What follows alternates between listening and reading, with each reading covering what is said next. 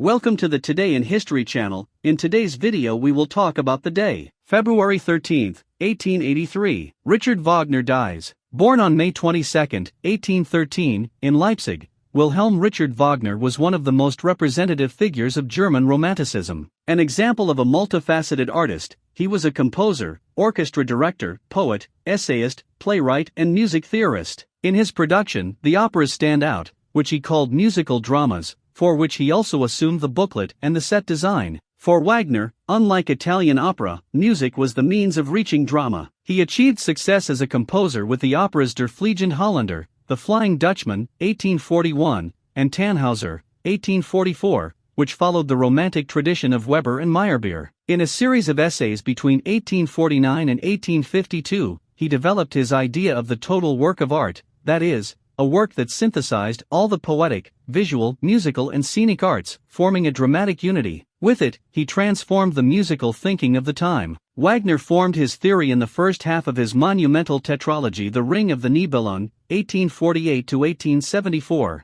Over time, his ideas about the relationship between music and theater evolved, leading him to reintroduce some traditional operatic forms in the works of his last stage, as in Os Mayores Singers de Nuremberg, 1867. Wagner's works, particularly those from his last fully romantic period, stand out for their contrapuntal texture, chromatic richness, harmony, orchestration, and an elaborate use of leitmotifs, musical themes associated with specific characters or elements within the plot of which he was the creator. Its use is especially notable in Lohengrin, 1847. Wagner was a pioneer in several advances in musical language, and had a clear influence on the development of European classical music. His opera Tristeo e Isolde, 1859, was considered the starting point of contemporary music. Wagner's influence extended to philosophy, literature, the visual arts, and the theater. Under the protection of King Louis II of Bavaria, he built his own opera house, the Bayreuth Festspielhaus, to stage his works as he conceived them, characterized by his innovative perceptions. There, Parsifal, 1877–1882,